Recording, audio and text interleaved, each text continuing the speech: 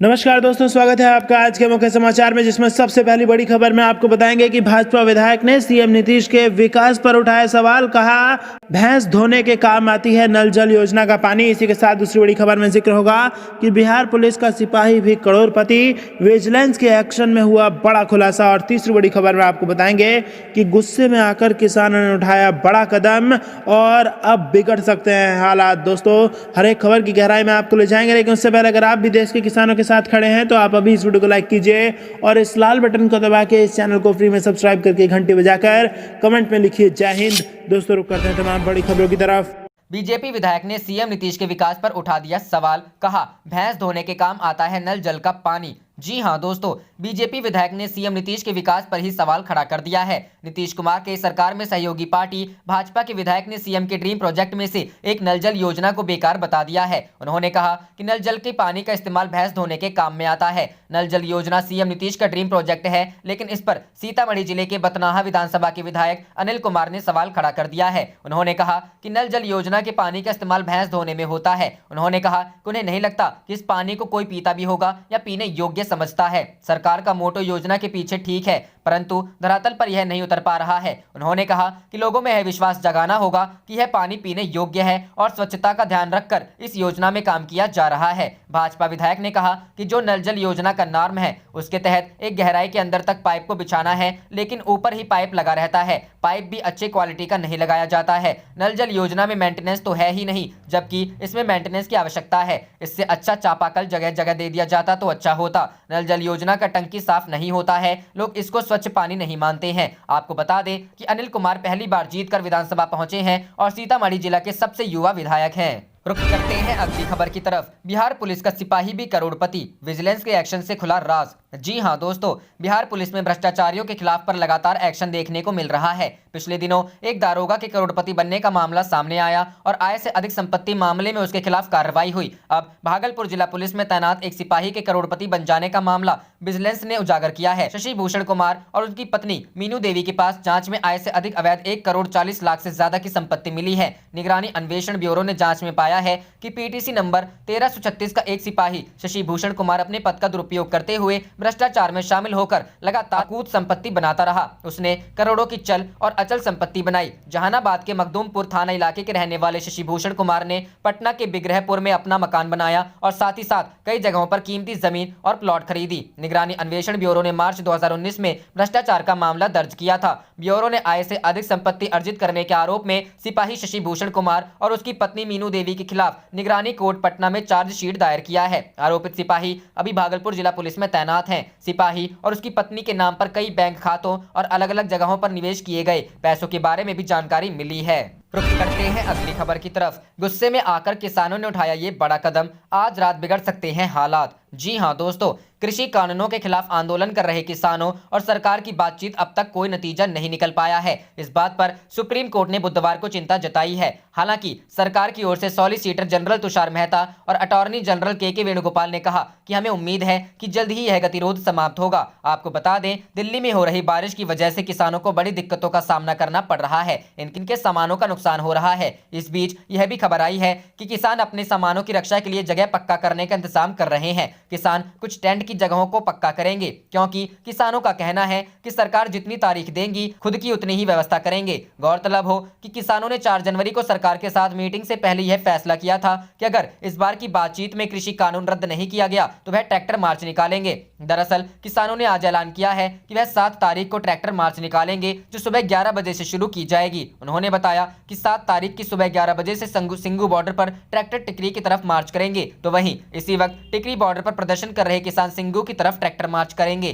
किसानों के आंदोलन को आज 40 दिन से ऊपर हो गए हैं। इन दिनों किसानों एवं सरकार के बीच कई दौर की बातचीत हो चुकी है, लेकिन दोनों के बीच अब तक सहमति नहीं बन पाई है। ऐसे में किसानों ने कृषि कानून के विरोध करने के लिए ट्रैक्टर मार्च करने का ऐलान किया है।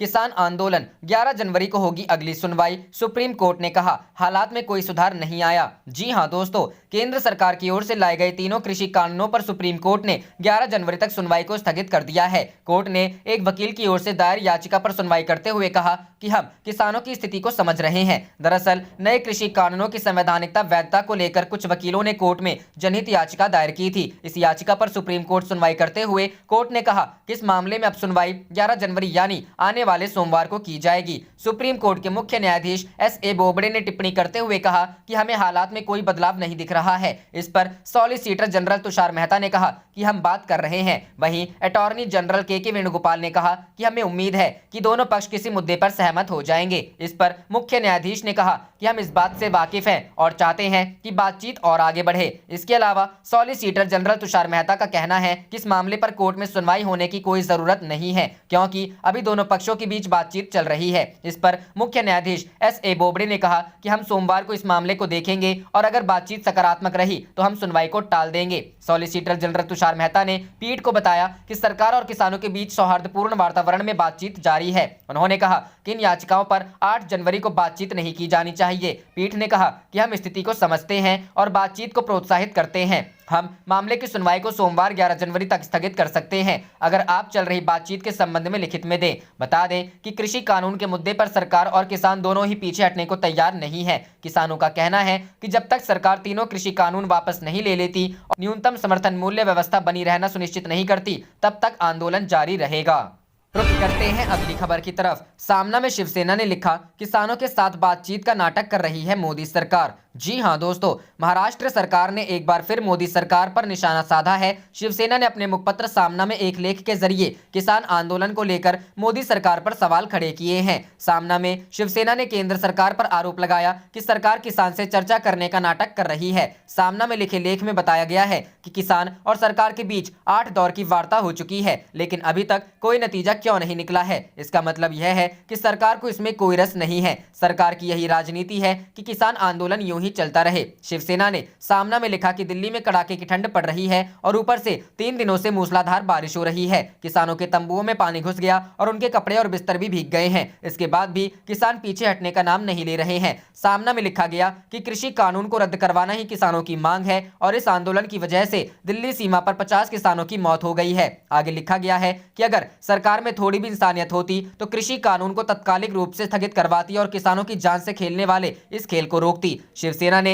अपने मुखपत्र सामना में सोमवार को ही बैठक के बारे में भी लिखा है। सामना ने लिखा कि कृषि मंत्री नरेंद्र सिंह तोमर, वाणिज्य मंत्री पीयूष गोयल और राज्य मंत्री सोमपाल शास्त्री के साथ किसानों की बैठक हुई। इस बैठक में 40 किसान नेता उपस्थित थे, लेकिन कोई नतीजा नहीं निकला। किसान नेताओं ने विज्ञान भवन की सीढ़ियों पर खड़े होकर कहा कि ये क्या तमाशा लगा रखा है, सरकार हमसे बैठक बैठक खेल रही है, इसका क्या फायदा होगा। सामना में लिखा कि एक तरफ सरकार किसानों से चर्चा करने का नाटक करती है, किसानों को डर है कि नए कृषि कानून से उनके व्यवसाय कॉर्पोरेट कंपनियों के हाथ में चले जाएंगे। नए कृषि कानून के तहत किसानों को फंसाया जा रहा है। पंजाब और हरियाणा की रिलायंस जियो कंपनी के टावर्स को किसानों ने तोड़फोड़ डाला। इसके बाद रिलायंस कंपनी की ओर से तर्क आता है कि उन्हें खेती बाड़ी में कोई रस नहीं है। सामना में लिखा गया है कि प्रधानमंत्री को आंदोलन में दखल देना चाहिए। किसानों का कहना है कि कानून वापस लिए बिना हम घर वापस नहीं लौटेंगे। किसानों का कहना है कि उन्हें कानूनों में बदलाव नहीं चाहिए, बल्कि कानून वापस लेंगे तभी आंदोलन समाप्त किया जाएगा।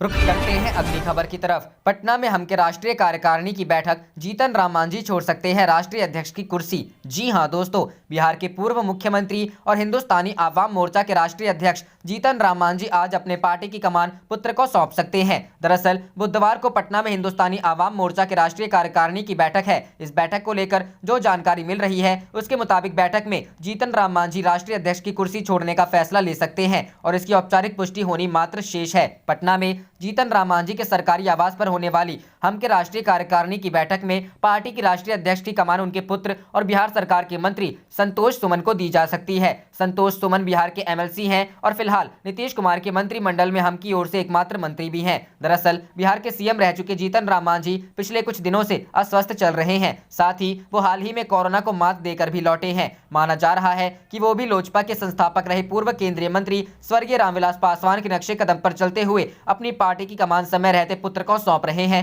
जबकि संरक्षक की भूमिका में खुद रहेंगे। पटना में होने वाली इस बैठक में पार्टी के पदाधिकारी में भी बड़ा फेरबदल हो सकता है। मालूम हो कि बिहार में जीतन राम मांझी की पार्टी एनडीए का हिस्सा है और सरकार में शामिल भी है।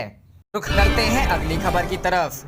नीतीश के विधायक ने सुशासन को बताया आतंकराज, कहा लोगों को टारगेट कर गोली मार रहे अपराधी। जी हां दोस्तों, बिहार में इन दिनों लॉ एंड ऑर्डर फेल हो गया है। आपराधिक घटनाएं काफी तेजी से बढ़ रही है, जिसे लेकर विपक्ष सवाल उठा रहा है। लेकिन अब सत्ताधारी दल के विधायक भी नीतीश के सुशासन पर सवाल उठाने लगे हैं। जेडीयू के विधायक विजय कुमार सिंह ने इसे आतंकराज का नाम दे दिया है। उन्होंने कहा कि अपराधी लोगों को टारगेट कर गोली मार रहे हैं, पुलिस को इस पर ध्यान देना चाहिए। मामला कटिहार जिले का है, जहां गोबराही दियारा में 3 दिन पहले एक किसान की हत्या कर दी गई। जयलाल महतो की हत्याकांड में शामिल अपराधी अभी भी पुलिस की गिरफ्त से बाहर है। इस मामले को लेकर जेडीयू नेता और बरारी से विधायक विजय कुमार सिंह ने कहा है कि दियारा इलाके में आतंक का राज कायम है और वहां टारगेट करके हत्या की जा रही है। बिहार के मुख्यमंत्री नीतीश कुमार की पार्टी यानी कि जेडीयू के ही विधायक विजय कुमार सिंह ने राज्य में लॉ एंड ऑर्डर पर सवाल उठा दिया। जेडीयू एमएलए ने कहा कि दियारा इलाके में अपराधियों का मनोबल काफी चरम सीमा पर है, जिस कारण दियारा इलाके में लोगों को टारगेट कर हत्या की जा रही है। उन्होंने किसान हत्याकांड पर पुलिस अधीक्षक से बात की है और दियारा इलाके की सुरक्षा बढ़ाने की मांग की है। इतना ही नहीं, उन्होंने पुलिस से लोगों की सुरक्षा करने की अपील की है। उन्होंने कहा कि संवेदनशील इलाके में पुलिस कैंप का निर्माण हो, उस कैंप में सैप के जवानों की प्रतिनियुक्ति हो और इलाके के लोगों के लिए रात्रि सुरक्षा का पुख्ता इंतजाम किया जाए। सामान्य पुलिस गश्ती के अलावा बदमाशों पर नकेल डालने के लिए दूसरे सटीक उपाय के निर्णय लिया जाए। आप देख रहे थे आपका अपना चैनल जय हिंद जय भारत।